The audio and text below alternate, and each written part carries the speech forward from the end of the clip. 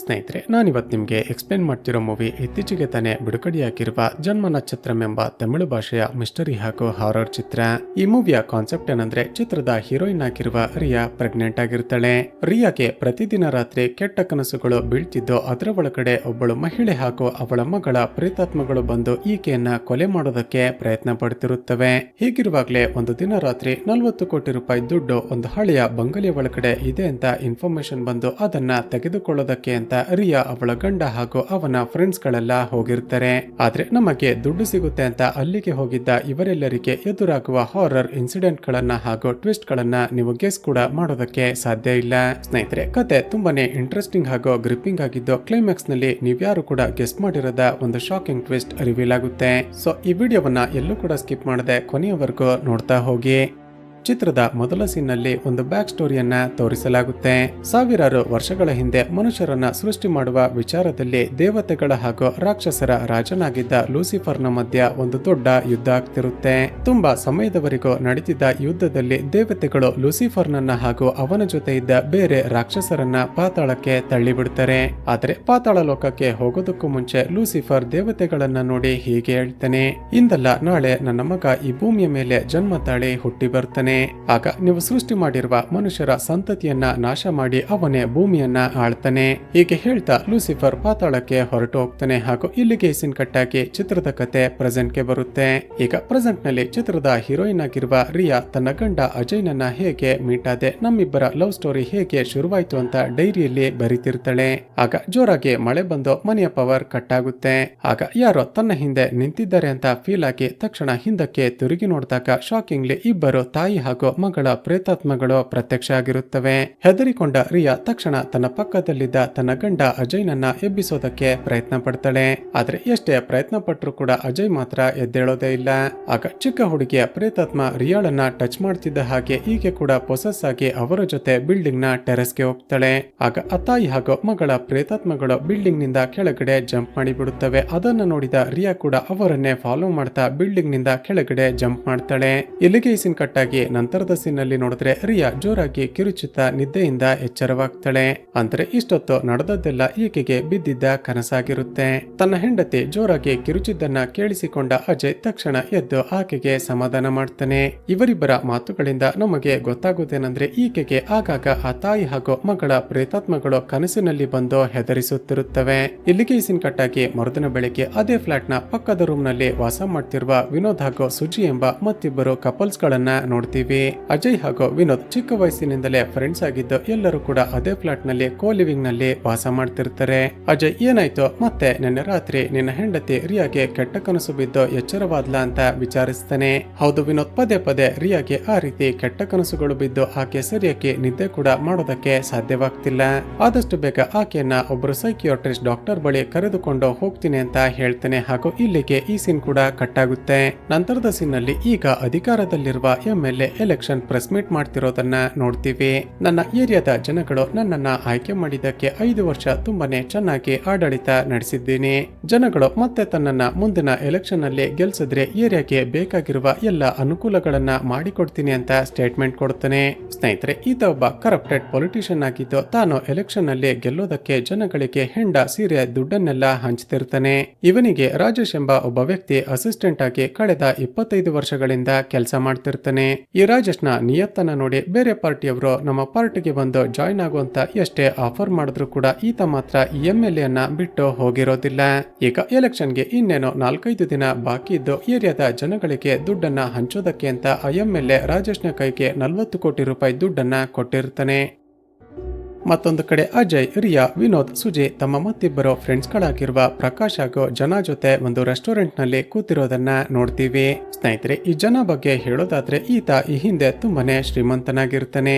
ಆದ್ರೆ ಯಾವಾಗ್ಲೂ ಜೂಜಾಡ್ತಾ ಡ್ರಿಂಕ್ಸ್ ಮಾಡ್ತಾ ತನ್ನ ಬಳಿ ಇದ್ದ ಆಸ್ತಿಯನ್ನೆಲ್ಲ ಕಳೆದುಕೊಂಡು ಈಗ ಟ್ಯಾಕ್ಸಿ ಡ್ರೈವರ್ ಆಗಿ ಕೆಲಸ ಮಾಡ್ತಿರ್ತಾನೆ.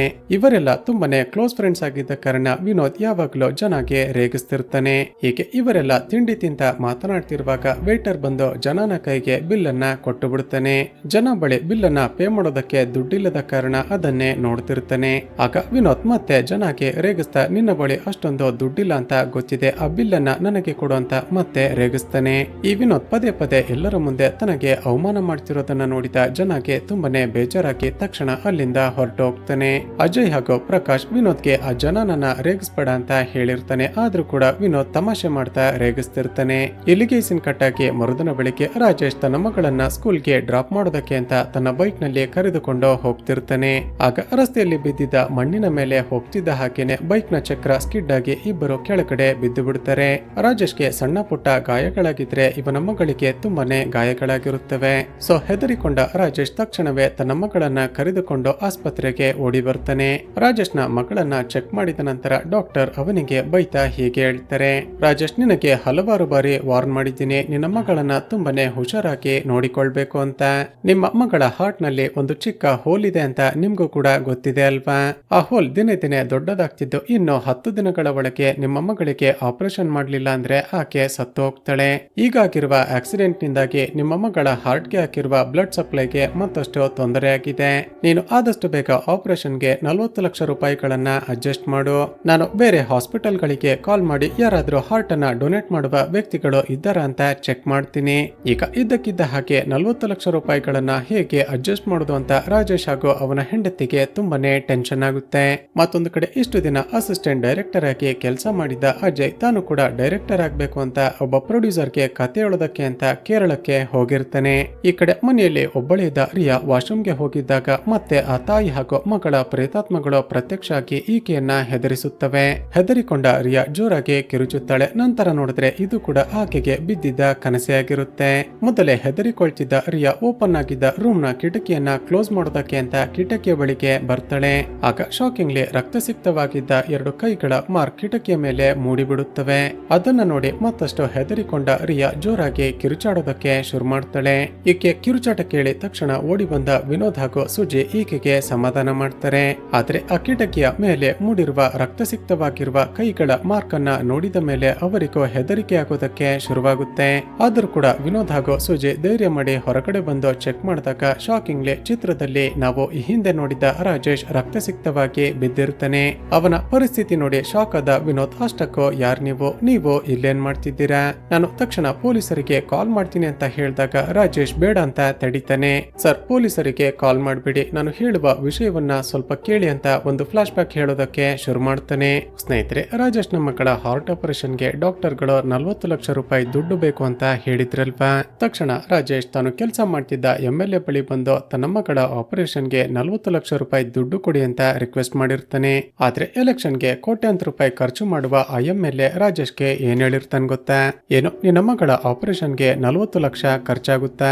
ಅದೇ ದುಡ್ಡನ್ನ ನಾನು ಜನರಿಗೆ ಹಂಚಿದ್ರೆ 2 ರಿಂದ 3 ಸಾವಿರ ವೋಟ್ ಬೀಳುತ್ತೆ. ರಾಜೇಶ್, ನಿನ್ಗಿನ್ನೂ ವಯಸ್ಸಿದೆ, ಈಗ ನಿನ್ನ ಮಗಳು ಸತ್ತೋದ್ರೂ ಕೂಡ ನೀನು ಮತ್ತೊಬ್ಬಳು ಮಗಳನ್ನ ಹುಟ್ಟಿಸಬಹುದು. ದುಡ್ಡೆಲ್ಲ ಕೊಡೋದಕ್ಕೆ ಆಗೋದಿಲ್ಲ, ಇಲ್ಲಿಂದ ಹೊರಟು ಹೋಗು ಅಂತ ಹೇಳಿರ್ತಾನೆ. ಹೀಗೆ 25 ವರ್ಷ ಇವನ ಬಳಿ ನಿಯತ್ತಾಗಿ ದುಡಿದ್ರು ಕೂಡ 40 ಲಕ್ಷ ರೂಪಾಯಿ ಕೊಡೋದಕ್ಕೆ ಒಪ್ಪಿಕೊಳ್ಳಿಲ್ವಲ್ಲ ಅಂತ ರಾಜೇಶ್ಗೆ ತುಂಬಾನೇ ಬೇಜಾರಾಗುತ್ತೆ. ಆಗಲೇ MLA ಜನಗಳಿಗೆ ಹಂಚೋದಕ್ಕೆ ಅಂತ ಇವನ ಬಳಿ 40 ಕೋಟಿ ರೂಪಾಯಿ ದುಡ್ಡನ್ನ ಕೊಟ್ಟಿದ್ದ ಅಲ್ವಾ? ತಕ್ಷಣ ಆ ದುಡ್ಡನ್ನ ತೆಗೆದುಕೊಂಡು ಹೋಗಿ ಯಾರು ಕೂಡ ಓಡಾಡದಿರುವ ಒಂದು ಹಳೆಯ ಬಿಲ್ಡಿಂಗ್ ನ ಒಳಗಡೆ ಮುಚ್ಚಿಡ್ತಾನೆ. ನಂತರ ಡಾಕ್ಟರ್ ಬಳಿ ಹೋಗಿ ನನ್ನ ಮಗಳ ಆಪರೇಷನ್ಗೆ 40 ಲಕ್ಷ ರೂಪಾಯಿ ದುಡ್ಡು ಅರೇಂಜ್ ಆಯ್ತು ಅಂತ ಹೇಳ್ತೇನೆ. ಈಗ ಹಾರ್ಟ್ ಡೋನರ್ ಕೂಡ ಸಿಕ್ಕಿದ್ದು ರಾಜೇಶ್ನ ಮಗಳ ಆಪರೇಷನ್ಗೆ ಎಲ್ಲರೂ ಬೆಂಗಳೂರಿನ ಆಸ್ಪತ್ರೆಗೆ ಹೋಗ್ಬೇಕು ಅಂತ ಡಾಕ್ಟರ್ ಹೇಳ್ತಾರೆ. ತಕ್ಷಣ ರಾಜೇಶ್ ಹಾಗೂ ಅವನ ಹೆಂಡತಿ ಮನೆಗೆ ಹೋಗಿ ಬಟ್ಟೆಗಳನ್ನ ಪ್ಯಾಕ್ ಮಾಡ್ಕೊಂಡು ಹೊರಡಬೇಕು ಅನ್ನೋಷ್ಟರಲ್ಲೇ ಅಲ್ಲಿಗೆ MLA ಕಡೆಯ ರೌಡಿಗಳು ಬಂದು ಬಿಡ್ತಾರೆ. ಸ್ನೇಹಿತರೆ, ಆ MLAಗೆ ಈ ರಾಜೇಶ್ ತನ್ನ ದುಡ್ಡನ್ನ ತೆಗೆದುಕೊಂಡು ಎಸ್ಕೇಪ್ ಆಗ್ಬೋದು ಅಂತ ಅನುಮಾನ ಬಂದು ಇವನನ್ನ ಫಾಲೋ ಮಾಡೋದಕ್ಕೆ ಹೇಳಿರ್ತಾನೆ. ಆ ರೌಡಿಗಳು ರಾಜೇಶ್ನ ಹೆಂಡತಿಯ ಕತ್ತಿಗೆ ಚಾಕು ಇಟ್ಟು ದುಡ್ಡು ಎಲ್ಲಿದೆ ಅಂತ ವಿಚಾರಿಸ್ತಾರೆ. ಈತ ಹೇಳದಿದ್ದಾಗ ಇವನ ಹೆಂಡತಿಯ ಕತ್ತನ್ನ ಕೊಯ್ದು ಬಿಡುತ್ತಾರೆ. ಸಾಯೋದಕ್ಕೂ ಮುಂಚೆ ರಾಜೇಶ್ನ ಹೆಂಡತಿ ಇವನಿಗೆ ಹೇಗಾದ್ರೂ ಮಾಡಿ ಇಲ್ಲಿಂದ ತಪ್ಪಿಸಿಕೊಳ್ಳಿ, ಆ ದುಡ್ಡಿನಿಂದ ನಮ್ಮ ಮಗಳ ಆಪರೇಷನ್ ಮಾಡಿಸಿ ಆಕೆಯನ್ನ ಚೆನ್ನಾಗಿ ನೋಡಿಕೊಳ್ಳಿ ಅಂತ ಹೇಳಿ ಸತ್ತು ಹೋಗ್ತಾಳೆ. ಹೀಗೆ ರಾಜೇಶ್ ತಪ್ಪಿಸಿಕೊಳ್ಳೋದಕ್ಕೆ ಪ್ರಯತ್ನ ಪಡ್ತಿದ್ದಾಗ ರೌಡಿಗಳು ಚಾಕುವಿನಿಂದ ಇವನಿಗೂ ಕೂಡ ಚುಚ್ಚಿರ್ತಾರೆ. ಹೇಗೋ ಮಾಡಿ ಅವರಿಂದ ತಪ್ಪಿಸಿಕೊಂಡು ಅಜಯ್ ಹಾಗೂ ವಿನೋದ್ನ ಮನೆಯ ಬಳಿ ಬಂದಿರುತ್ತಾನೆ. ಈಗ ಪ್ರೆಸೆಂಟ್ ನಲ್ಲಿ ರಾಜೇಶ್ ಅಳುತ್ತಾ, ಸರ್ ನಾನು ಹೆಚ್ಚು ಹೊತ್ತು ಬದುಕಿರೋದಿಲ್ಲ. ಆ 40 ಕೋಟಿ ರೂಪಾಯಿ ದುಡ್ಡಿರುವ ಬ್ಯಾಗ್ ಅನ್ನ ಎಲ್ಲಿ ಮುಚ್ಚಿಟ್ಟಿದ್ದೀನಿ ಅಂತ ನಿಮಗೆ ಅಡ್ರೆಸ್ ಹೇಳ್ತೀನಿ. ಆ ದುಡ್ಡಲ್ಲಿ 40 ಲಕ್ಷ ಖರ್ಚು ಮಾಡಿ ನನ್ನ ಮಗಳಿಗೆ ಆಪರೇಷನ್ ಮಾಡಿಸಿ ಆಕೆಯನ್ನ ಬದುಕಿಸಿ, ನಂತರ ಉಳಿದ ದುಡ್ಡನ್ನ ನೀವೇ ಹಂಚಿಕೊಳ್ಳಿ ಅಂತ ಹೇಳಿ ಅಡ್ರೆಸ್ ಹೇಳಿ ರಾಜೇಶ್ ಸತ್ತು ಹೋಗ್ತಾನೆ.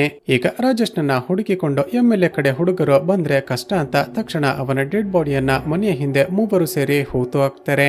ಮತ್ತೊಂದು ಕಡೆ ಅಜಯ್ ಮೂವಿ ಡೈರೆಕ್ಷನ್ ಮಾಡೋದಕ್ಕೆ ಅಂತ ಒಬ್ಬ ಪ್ರೊಡ್ಯೂಸರ್ಗೆ ಕತೆ ಹೇಳೋದಕ್ಕೆ ಹೋಗಿದ್ದ ಅಲ್ವಾ. ಅಜಯ್ 4 ಕೋಟಿ ಬಜೆಟ್ ಕೇಳಿದ್ರೆ ಆ ಪ್ರೊಡ್ಯೂಸರ್ ನೋಡಿದ್ರೆ ಕೇವಲ 1.5 ಕೋಟಿ ರೂಪಾಯಿ ಮಾತ್ರನೇ ಇನ್ವೆಸ್ಟ್ ಮಾಡ್ತೀನಿ ಅಂತ ಹೇಳ್ತಾನೆ. ಅದರಿಂದಾಗಿ ತುಂಬಾನೇ ಡಿಸಪಾಯಿಂಟ್ ಆದ ಅಜಯ್ ಹಾಗೂ ಪ್ರಕಾಶ್ ಹೊರಗಡೆ ಬರ್ತಾರೆ. ಅದೇ ಸಮಯಕ್ಕೆ ರಿಯಾ ಅಜಯ್ಗೆ ಕಾಲ್ ಮಾಡಿ ನಿನ್ನೆ ರಾತ್ರಿ ನಡೆದದ್ದನ್ನೆಲ್ಲ ಎಕ್ಸ್ಪ್ಲೇನ್ ಮಾಡ್ತಾಳೆ. ಯಾರೊಬ್ಬ ಮನೆಯ ಬಳಿ ಬಂದು 40 ಕೋಟಿ ರೂಪಾಯಿ ದುಡ್ಡಿರುವ ಜಾಗವನ್ನ ಹೇಳಿದ್ದಾನೆ ಅಂತ ಗೊತ್ತಾಗ್ತಿದ್ದ ಹಾಗೆ ಅಜಯ್ ಹಾಗೂ ಪ್ರಕಾಶ್ಗೂ ಶಾಕ್ ಆಗುತ್ತೆ. ಇಬ್ಬರು ಹೀಗೆ ಫೋನ್ ನಲ್ಲಿ ಮಾತನಾಡ್ತಿರುವಾಗ ಮೊಬೈಲ್ ನೆಟ್ವರ್ಕ್ ನಲ್ಲಿ ಏನೋ ಪ್ರಾಬ್ಲಮ್ ಆಗುತ್ತೆ. ಆಗ ನೆಟ್ವರ್ಕ್ ನ ಕ್ರಾಸ್ ಕನೆಕ್ಷನ್ ಆಗಿ ರಾಜು ಎಂಬ ಮತ್ತೊಬ್ಬ ಹುಡುಗನಿಗೆ ಕನೆಕ್ಟ್ ಆಗುತ್ತೆ. ರಿಯಾ ಅಜಯ್ಗೆ ಯಾವ ಜಾಗದಲ್ಲಿ 40 ಕೋಟಿ ದುಡ್ಡಿದೆ ಅಂತ ಹೇಳ್ತಿದ್ಲೋ ಅದನ್ನ ಆ ರಾಜು ಕೂಡ ಕೇಳಿಸಿಕೊಳ್ತಾನೆ. ತಕ್ಷಣ ತನ್ನ ಮಾವ ಮುರುಗೇಶ್ ಬಳಿ ಹೋಗಿ ನಡೆದದ್ದನ್ನೆಲ್ಲ ಎಕ್ಸ್ಪ್ಲೇನ್ ಮಾಡಿ ಇಬ್ಬರು ಸೇರಿ ಒಂದು ಪ್ಲಾನ್ ಮಾಡ್ತಾರೆ. ಈ ದಿನ ರಾತ್ರಿನೇ ಅವರೆಲ್ಲ ಹೋಗಿ ಆ ದುಡ್ಡನ್ನ ತೆಗೆದುಕೊಳ್ಳೋದಕ್ಕೂ ಮುಂಚೆನೆ ನಾವಿಬ್ರು ಹೋಗಿ ತೆಗೆದುಕೊಳ್ಳೋಣ ಅಂತ ಪ್ಲಾನ್ ಮಾಡ್ತಾರೆ.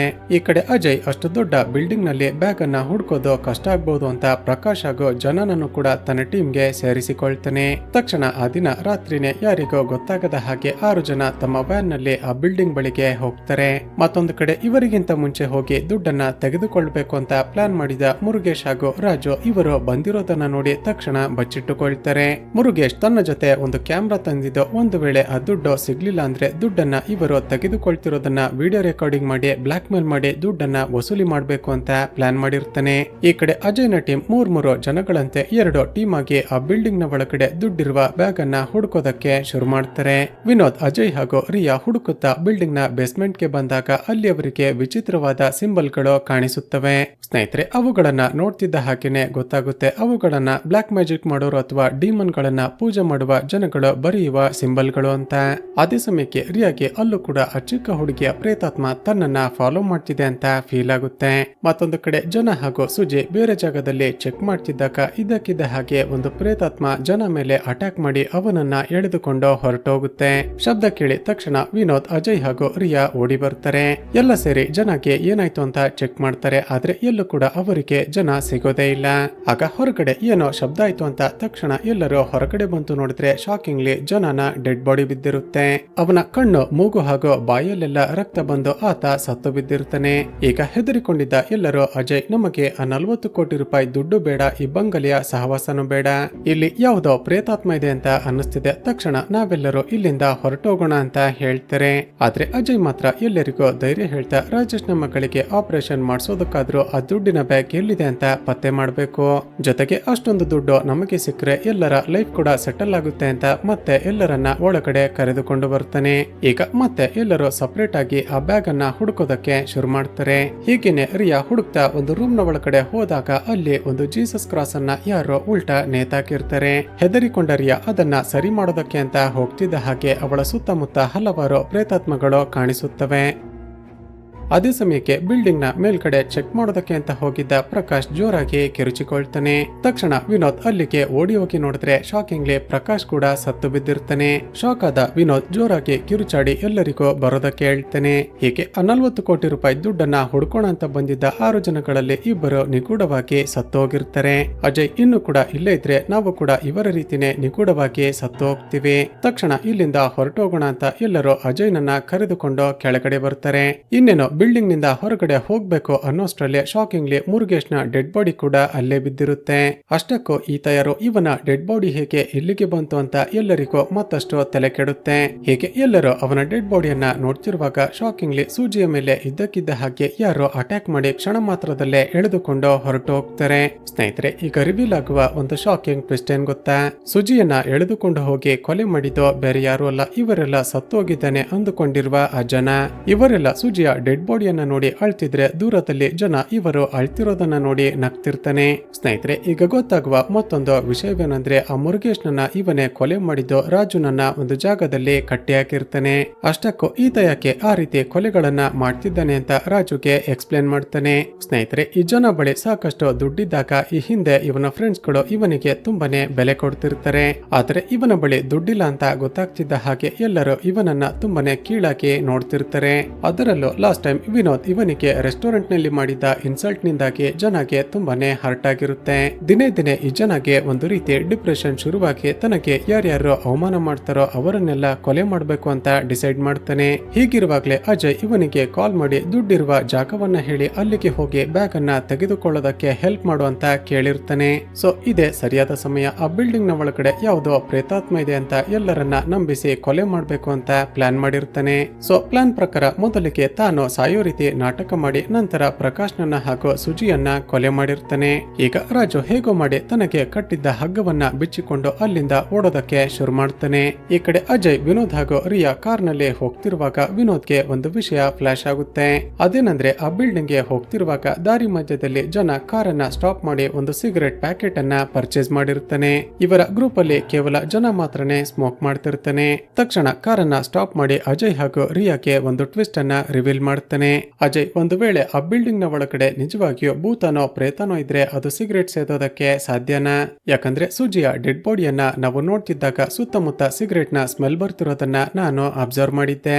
ಹಾಗೂ ನಾವು ಎಷ್ಟೇ ಹುಡುಕಿದ್ರು ಕೂಡ ಜನನ ಡೆಡ್ ಬಾಡಿ ನಮಗೆ ಸಿಕ್ಕಿರ್ಲಿಲ್ಲ. ಇದರರ್ಥ ಅಲ್ಲಿ ಕೊಲೆ ಮಾಡಿದ್ದು ಬೇರೆ ಯಾರು ಅಲ್ಲ, ಅದು ಜನನೇ ಅಂತ ಹೇಳ್ತಾನೆ. ತಕ್ಷಣ ಅವನಿಗೆ ಸರಿಯಾಗಿ ಬುದ್ಧಿ ಕಲಿಸ್ಬೇಕು ಅಂತ ಮತ್ತೆ ಎಲ್ಲರೂ ವಾಪಸ್ ಕಾರ್ ನಲ್ಲಿ ಆ ಬಿಲ್ಡಿಂಗ್ ಬಳಿಗೆ ಬರ್ತಾರೆ. ಅಷ್ಟರಲ್ಲೇ ರಾಜು ಕೆಳಗಡೆ ಓಡಿ ಬಂದು ನನ್ನನ್ನ ಕಾಪಾಡಿ ಅಂತ ಬೇಡಿಕೊಳ್ತಾನೆ. ಮತ್ತೊಂದು ಕಡೆ ಜನ ರಾಜುನನ್ನ ಹಿಡಿಬೇಕು ಅಂತ ಹೋಗ್ತಿರುವಾಗ ಬಿಲ್ಡಿಂಗ್ ನ ಒಂದು ಹಳೆಯ ಸಂಪ್ನ ಒಳಗಡೆ 40 ಕೋಟಿ ರೂಪಾಯಿ ದುಡ್ಡಿನ ಬ್ಯಾಗ್ ಗಳು ಸಿಕ್ಕಿರುತ್ತವೆ. ಈ ಕಡೆ ಇವರೆಲ್ಲ ರಾಜುನನ್ನ ಕಾಪಾಡಬೇಕು ಅನ್ನೋಷ್ಟರಲ್ಲೇ ಯಾರೋ ಒಬ್ಬ ಅವನನ್ನ ಚಾಕುವಿನಿಂದ ಚುಚ್ಚಿ ಸಾಯಿಸಿ ಬಿಡ್ತಾನೆ. ಸ್ನೇಹಿತರೆ, ಈಗ ಗೊತ್ತಾಗುವ ಮತ್ತೊಂದು ವಿಷಯವೇನೆಂದ್ರೆ ಜನ ತನಗೆ ಸಹಾಯ ಮಾಡೋದಕ್ಕೆ ತನ್ನ ಮತ್ತೊಬ್ಬ ಫ್ರೆಂಡ್ ನನ್ನ ಕರೆದುಕೊಂಡು ಬಂದಿರ್ತಾನೆ. ಈಗ ಜನ ಹಾಗೂ ಅವನ ಫ್ರೆಂಡ್ ಇಬ್ಬರು ಸೇರಿ ಮೊದಲಿಗೆ ವಿನೋದ್ಗೆ ಸರಿಯಾಗಿ ಹೊಡೆದು ಸಾಯಿಸಿ ಬಿಡ್ತಾರೆ. ನಂತರ ಅಜಯ್ ನನ್ನ ಕೂಡ ಸಾಯಿಸಿ ಬಿಡ್ತಾರೆ ಅನ್ನೋಷ್ಟರಲ್ಲೇ ಅಜಯ್ ಸುಧಾರಿಸಿಕೊಂಡು ಅವರ ಜೊತೆ ಫೈಟ್ ಬ್ಯಾಕ್ ಮಾಡೋದಕ್ಕೆ ಶುರು ಮಾಡ್ತಾನೆ. ಹೀಗೆ ಇವರೆಲ್ಲ ಒಂದು ಕಡೆ ಫೈಟ್ ಮಾಡ್ತಿದ್ರೆ ಆ ಕಡೆ ರಿಯಾಗೆ ಪದೇ ಪದೇ ಕನಸಲ್ಲಿ ಒಬ್ಬಳು ಚಿಕ್ಕ ಹುಡುಗಿಯ ಪ್ರೇತಾತ್ಮ ಕಾಣಿಸಿಕೊಳ್ತಿತ್ತಲ್ವಾ. ಅದು ರಿಯಾಳ ಮುಂದೆ ಪ್ರತ್ಯಕ್ಷ ಆಗಿ ಆಕೆ ಹೊಟ್ಟೆ ಮೇಲೆ ಕೈ ಇಡ್ತಿದ್ದ ಹಾಗೆ ಹೊಟ್ಟೆಯಲ್ಲಿದ್ದ ಮಗುವಿನ ಅಬೋಷನ್ ಆಗುತ್ತೆ. ಈ ಕಡೆ ಕೊನೆಗೂ ಅಜಯ್ ಫೈಟ್ ನಲ್ಲಿ ಜನ ಹಾಗೂ ಅವನ ಫ್ರೆಂಡ್ ನನ್ನ ಸಾಯಿಸಿ ಬಿಡ್ತಾನೆ. ನಂತರ ಆ ದುಡ್ಡಿರುವ ಬ್ಯಾಗ್ ಅನ್ನ ತೆಗೆದುಕೊಂಡು ತಕ್ಷಣ ತನ್ನ ಹೆಂಡತಿಯನ್ನ ಕರೆದುಕೊಂಡು ಅಲ್ಲಿಂದ ಹೊರಟು ಹೋಗ್ತಾನೆ. ಇಲ್ಲಿಗೆ ಸೀನ್ ಕಟ್ ಆಗಿ ಕೆಲವು ದಿನಗಳ ನಂತರ ರಿಯಾ ಹಾಗೂ ಅಜಯ್ ಸೇರಿ ರಾಜೇಶ್ನ ಮಗಳಿಗೆ ಹಾರ್ಟ್ ಆಪರೇಷನ್ ಅನ್ನ ಮಾಡಿಸಿರ್ತಾರೆ ಹಾಗೂ ಆ ಹುಡುಗಿಯನ್ನ ಇವರೇ ದತ್ತು ಪಡೆದುಕೊಳ್ತಾರೆ. ನಂತರ ಇವರಿಬ್ಬರು ಆ ಹುಡುಗಿಯನ್ನ ಡಿಸ್ಚಾರ್ಜ್ ಮಾಡಿಕೊಂಡು ಮನೆಗೆ ಕರೆದುಕೊಂಡು ಹೋಗ್ತಿರುವಾಗ ಡಾಕ್ಟರ್ ಮತ್ತೊಮ್ಮೆ MRI ರಿಪೋರ್ಟ್ ಅನ್ನ ಚೆಕ್ ಮಾಡ್ತಾರೆ. ಆಗ ಶಾಕಿಂಗ್ಲಿ ಆ ಹುಡುಗಿಯ ಮೆದುಳಲ್ಲಿ 666 ಎಂಬ ನಂಬರ್ ಮೂಡಿರುತ್ತೆ. ಸ್ನೇಹಿತರೆ, ಶಾಕಿಂಗ್ಲಿ ಆ 666 ಎಂಬ ನಂಬರ್ ಒಂದು ಡಿಮನ್ ಗೆ ಸಂಬಂಧಪಟ್ಟಿರುವ ನಂಬರ್ ಆಗಿರುತ್ತೆ. ತಕ್ಷಣ ಆ ಡಾಕ್ಟರ್ ರಿಯಾ ಹಾಗೂ ಅಜಯ್ಗೆ ಈ ವಿಷಯವನ್ನ ಹೇಳಬೇಕು ಅಂತ ಅವರನ್ನ ಕೂಗೋದಕ್ಕೆ ಕಿಟಕಿಯಿಂದ ತನ್ನ ಕತ್ತನ್ನ ಹೊರಗಡೆ ಹಾಕ್ತಾನೆ. ಆಗ ಶಾಕಿಂಗ್ಲಿ ಮೇಲಿನಿಂದ ಒಂದು ದೊಡ್ಡ ಗ್ಲಾಸ್ ಪೀಸ್ ಆ ಡಾಕ್ಟರ್ನ ತಲೆ ಮೇಲೆ ಬಿದ್ದು ಅವನ ತಲೆ ಕಟ್ಟಾಕಿ ಅಜಯ್ನ ಕಾರ್ ಮೇಲೆ ಬೀಳುತ್ತೆ. ಆ ಡಾಕ್ಟರ್ನ ತಲೆಯನ್ನ ನೋಡಿದ ಅಜಯ್ ಹಾಗೂ ರಿಯಾ ಶಾಕ್ ಆಗಿದ್ರೆ ಹಿಂದೆ ಕೂತಿದ್ದ ರಾಜೇಶ್ನ ಮಗಳು ವಿಚಿತ್ರವಾಗಿ ನಗ್ತಿರ್ತಾಳೆ ಹಾಗೂ ಇಲ್ಲಿಗೆ ಈ ಚಿತ್ರ ಮುಕ್ತಾಯವಾಗುತ್ತೆ. ಸ್ನೇಹಿತರೆ, ಇದರರ್ಥ ಆ ರಾಜೇಶ್ನ ಮಗಳನ್ನ ಆ ಡಿಮನ್ ಲೂಸಿಫರ್ ಪೊಸೆಸ್ ಮಾಡಿರ್ತಾನೆ ಹಾಗೂ ಇದರ ಪಾರ್ಟ್ 2 ಕೂಡ ಆದಷ್ಟು ಬೇಗ ಬರುತ್ತೆ ಅಂತ ತೋರಿಸುವುದರ ಮೂಲಕ ಈ ಚಿತ್ರ ಮುಕ್ತಾಯವಾಗುತ್ತೆ.